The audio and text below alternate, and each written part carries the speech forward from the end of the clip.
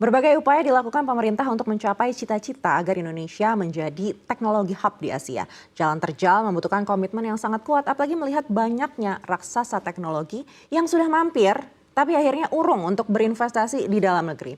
Apa sih alasannya? Kita akan bahas singkat. Dalam RI kena gocek lagi, Nvidia pilih investasi di Vietnam.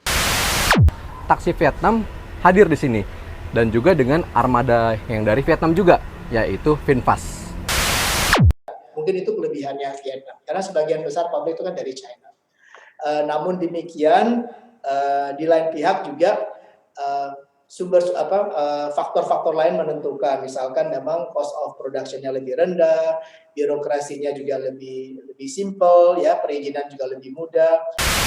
Juni hingga Agustus 2019, terdapat 33 perusahaan yang tercatat di Cina mengumumkan rencana pemindahan bisnis dan basis produksi ke negara lain.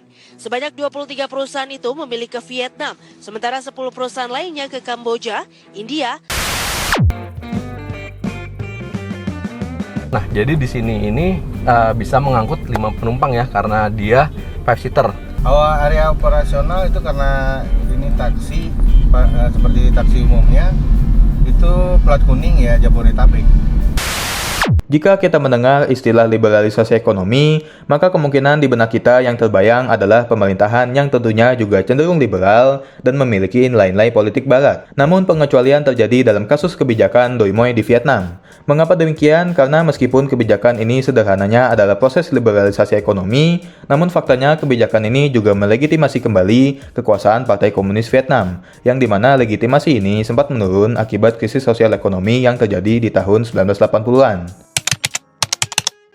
Sejak diimplementasikan pada tahun 1986 melalui Sidang ke-6 Partai Komunis Vietnam, kebijakan Doi Moi atau renovasi menandai transformasi ekonomi Vietnam dari sistem ekonomi komando terpusat menuju apa yang diklaim sebagai ekonomi pasar sosialis. Transformasi ini muncul sebagai respons atas krisis multidimensi yang melanda Vietnam pada era pasca Perang Indochina ketiga, ditandai oleh hiperinflasi, stagnasi produksi, defisit fiskal akut, dan isolasi internasional menyusul runtuhnya blok komunis dunia. Dalam konteks ini, Doi Moi tidak hanya sekedar menjadi kebijakan ekonomi, melainkan menjadi strategi kelangsungan rezim yang cermat dan strategis. Secara empiris, hasil Doi Moi terbilang impresif.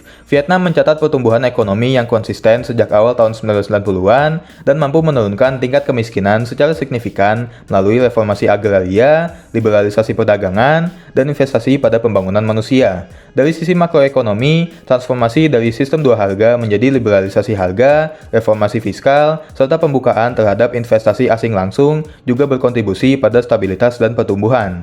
Selain itu, keterlibatan aktif dalam integrasi ekonomi global melalui keanggotaan dalam ASEAN tahun 1995, penandatanganan perjanjian perdagangan bilateral dengan Amerika Serikat tahun 2000, dan keanggotaan penuh dalam WTO tahun 2007 juga menunjukkan komitmen jangka panjang Vietnam terhadap ekonomi terbuka. Transformasi struktural Vietnam dari ekonomi agraris ke industri dan jasa juga mengindikasikan keberhasilan kebijakan jangka panjang. Pada tahun 2022, sektor industri menyumbang lebih dari 38% PDB dan sektor jasa mencapai 42%. Sementara kontribusi sektor pertanian turun drastis menjadi sekitar 15% saja. Ini menunjukkan adanya pergeseran signifikan dalam struktur ekonomi nasional, ditopang oleh ekspansi ekspor dan arus investasi asing yang lebih stabil. Namun seperti yang dicatat oleh Kolotko, keberhasilan ini dicapai bukan melalui reformasi radikal ala shock terapi, melainkan melalui pendekatan bertahap dan kontekstual yang memungkinkan sistem politik tetap stabil. Salah satu aspek paling problematik dari Doi Moi adalah relasi yang kompleks antara liberalisasi ekonomi dan otoritarianisme politik. Jika merujuk pada asumsi liberal klasik seperti yang diperdebatkan oleh teoretikus transisi, liberalisasi ekonomi diharapkan menjadi pendorong menuju demokratisasi. Namun dalam kasus Vietnam, liberalisasi justru menjadi instrumen untuk memperkuat kontrol Partai Komunis Vietnam. Seperti diuraikan oleh Forde, kebijakan hanya diimplementasikan secara efektif ketika stabilitas rezim terancam. Artinya negara tidak bertindak sebagai agen pembangunan berkelanjutan, melainkan hanya sebagai entitas yang reaktif dalam mengelola ketegangan politik dan ekonomi. Lebih lanjut, Vuong mencatat bahwa sejak 1986 hingga 2016, struktur ekonomi politik Vietnam tidak berubah secara substantif, meskipun lanskap ekonominya mengalami transformasi yang signifikan. Kepemilikan negara tetaplah dominan, dan akuntabilitas politik tetaplah rendah. Meskipun Konstitusi 1992 mengakui peran sektor swasta dan reformasi institusional seperti pembentukan pasar saham dan masuknya investasi asing berkembang pesat, dominasi negara dalam pengambilan keputusan strategis tidak berkurang secara signifikan. Bahkan Fong menyoroti bagaimana kampanye anti korupsi pasca 2016, meskipun berdampak positif pada efisiensi birokrasi, juga memperlihatkan konsolidasi kekuasaan partai secara vertikal. Secara teoretik, pendekatan gradualisme yang diadopsi oleh Vietnam merupakan campuran antara shock terapi dan adaptasi bertahap terhadap model-model institusional yang fleksibel, sebagaimana dijelaskan oleh Kolotko dan Pham. Adaptasi ini mengindikasikan bahwa kebijakan Vietnam bukanlah hasil imitasi murni terhadap Cina ataupun negara-negara Eropa Timur, melainkan hasil dari eksperimen politik internal yang pragmatis. Dalam kerangka ini, pembelajaran dari Cina lebih bersifat imitasi jalan atau path imitation, bukan imitasi institusional penuh. Hal ini tampak dalam cara Vietnam mengadopsi prinsip-prinsip ekonomi pasar tanpa menyentuh pilar-pilar utama struktur politik ataupun partai. Kritik lebih tajam dapat diarahkan pada sifat eksklusif dari pertumbuhan ekonomi Vietnam. Meskipun angka PDB menunjukkan performa yang baik, stagnasi investasi publik dan kebijakan anti korupsi yang agresif menunjukkan adanya friksi dalam sistem ekonomi politik yang tetap tertutup. Sebagai contoh, pada tahun 2023, Vietnam hanya mencatat pertumbuhan sebesar 5,05%, jauh di bawah target 6,5%, sebelum kemudian melambung menjadi 7,09% pada tahun 2024 berkat sektor ekspor dan pariwisata. Namun, fluktuasi ini mencerminkan sensitivitas tinggi terhadap tekanan eksternal dan menunjukkan keterbatasan daya tahan struktural. Di sisi lain, pencapaian sosial ekonomi lainnya, seperti penurunan angka kemiskinan ekstrim dan ekspansi infrastruktur dasar seperti elektrifikasi pedesaan, sebagaimana dicatat dalam laporan ODI, menunjukkan efektivitas kebijakan jangka panjang yang didukung oleh perencanaan institusional yang konsisten. Jika kita menilik lebih dalam, struktur kelembagaan ekonomi Vietnam memiliki ciri yang sangat khas dibanding negara-negara Asia Tenggara lainnya. Sejak era Doi Moi, Vietnam memang mulai membuka ruang bagi mekanisme pasar, tetapi tetap mempertahankan watak negara sentralistik yang sangat dominan dalam mengarahkan arah pembangunan. Salah satu contohnya, hingga hari ini, tanah di Vietnam secara konstitusi masih dianggap milik publik. Warga negara hanya memiliki hak guna usaha jangka panjang, berbeda dengan Indonesia atau Malaysia yang mengakui kepemilikan pribadi atas tanah. Sistem ini memiliki sisi positif, karena berhasil mencegah terjadinya konsentrasi lahan oleh kelompok elit dan mengurangi potensi ketimpangan agraria ekstrim. Namun, di sisi lain, ketiadaan hak milik penuh juga kerap menjadi sumber konflik pertanahan dan penghambat masuknya investasi properti. Dalam sektor ekonomi strategis, Vietnam masih sangat mengandalkan perusahaan milik negara, mirip dengan Malaysia, yang memiliki banyak government link companies atau GLC seperti Petronas dan Hazana. Bedanya, Malaysia telah lebih dulu membangun birokrasi ekonomi yang efisien dan lebih ramah terhadap pasar. Sementara itu, Indonesia dan Thailand memberikan ruang yang lebih besar bagi sektor swasta untuk berkembang. Di bidang tata kelola pemerintahan daerah, Vietnam memilih untuk tetap mempertahankan model negara kesatuan yang sangat terpusat, meskipun ada pelimpahan sebagian wewenang administratif ke daerah dalam bentuk deconcentration, di mana arah kebijakan makro tetap berada di tangan pemerintah pusat. Ini tentu berbeda dengan Indonesia, yang sejak tahun 2001 menerapkan desentralisasi radikal. Pemerintah daerah di Indonesia kini memiliki otoritas yang luas dalam mengelola anggaran, perizinan, hingga investasi lokal. Vietnam sendiri mulai menunjukkan peningkatan pelibatan pemerintah lokal, terutama sejak reformasi anggaran, yang berkontribusi pada distribusi pembangunan yang lebih merata, meski tetap berada dalam kendali pusat. Dari sisi kepastian hukum dan kualitas institusi, Malaysia juga mencatat keunggulan tersendiri.